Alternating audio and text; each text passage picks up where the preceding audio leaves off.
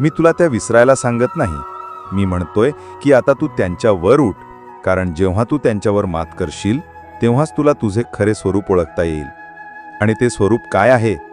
तू आहेस तू, एक अढळ, अजिंक्य, अजर, अमर आत्मा. बाळा, हे जग तुला कधीच न्याय देणार नाही. लोक तुला तोपर्यंत समजून घेणार नाहीत जोपर्यंत तू यशस्वी होत नाहीस. पण ऐक, तुला या जगाच्या नजरेत नाही तर माझ्या नजरेत यशस्वी व्हायचे आहे. तू म्हणशील, स्वामी, तुमच्या नजरेत यशस्वी कोण? तर मी सांगेन, जो आपल्या सत्याच्या बाजूने उभा राहतो तो यशस्वी आहे. संपूर्ण जग विरोधात असले तरी जो आपल्या मार्गावर ठाम राहतो तो यशस्वी आहे. जो कोणालाही खाली पाडल्याशिवाय स्वतः वर उठतो तो यशस्वी आहे. आणि हो, जो पडून पुन्हा उभा राहतो तोच सर्वात मोठा विजेता आहे. बाळा, आता मी तुला एक अशी शक्ती देऊ इच्छितो जिचा तू अजून पूर्ण अनुभव घेतलेला नाहीस. ती आहे तुझी आत्मशक्ती. ही आत्मशक्ती तेव्हाच जागृत होईल जेव्हा तू काही काम केवळ माझ्यासाठी नाही तर स्वतःसाठी करू लागशील. आता मी तुझ्याकडे काहीतरी मागायला आलो आहे. रोज सकाळी उठताना स्वतःला एक वचन दे. आज मी माझे जीवन सुधारण्यासाठी काहीतरी नक्की करेन. रोज रात्री झोपण्यापूर्वी म्हण, स्वामी, मी जे काही केले ते पूर्ण मनाने केले. आता मी ते तुमच्यावर सोपवतो. आठवड्यातून एक दिवस पूर्ण मौनात घालव. मोबाईल, सोशल मीडियाचा गोंगाट बाजूला सारून फक्त स्वतःच्या आत डोकाव. आणि सर्वात महत्त्वाचे, एका व्यक्तीला मदत कर. कोणतीही अपेक्षा न ठेवता, कारण जेव्हा तू हे करशील तेव्हा तू माझी शक्ती केवळ ऐकत नसशील तर ती जगत असशील. आता तुला वाटेल, स्वामी, माझ्याच आयुष्यात इतके दुःख का? तर ऐक, कारण तू त्या जमिनीवर उभा आहेस जिथे एक खूप मोठे झाड उगवणार आहे. झाडाची उंची जेवढी असते तेवढीच त्याच्या मुळांची खोली असते. तुझी दुःख तुझ्या आत्म्याच्या मुळांना मजबूत करत आहेत. तुला वाटते की तू तुटत आहेस, पण मला दिसते की तू घडत आहेस. आता एक गुपित सांगतो. ज्या आत्म्यांना मी एका विशेष कार्यासाठी निवडलेले असते त्यांना मी सामान्य सुख देत नाही, कारण त्यांना सामान्य जीवन जगायचे नसते. त्यांना एक उदाहरण बनायचे असते, त्यांना एक पात्र बनायचे असते, त्यांना दिवा बनायचे असते. आणि दिव्याची परीक्षा अंधारातच होते.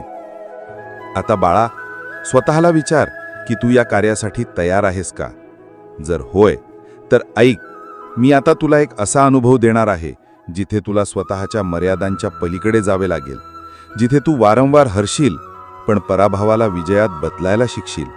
आणि जिथे तुला जाणीव होईल की तू कधीच एकटा नव्हतास. मी तुझ्यासोबत, तुझ्याबरोबरच चालत होतो. आता जे काही येणार आहे त्याची तू कधी कल्पनाही केली नसेल. एक नवी सुरुवात, एक नवी ऊर्जा आणि एक नवी ओळख. आता ओठ माझ्या लेकरा, एका नव्या जीवनाची सुरुवात कर. मी तुझ्या सोबत आहे, तुझ्या आत आहे. पण मला माहीत आहे बाळा, तुझ्या मनात काय प्रश्न आहे. स्वामी, मी तर समर्पण केले, पण ही सकाळ तर कालच्यासारखीच आहे. तोच संसार, तीच माणसे, त्याच जबाबदाऱ्या. मग काय बदलले?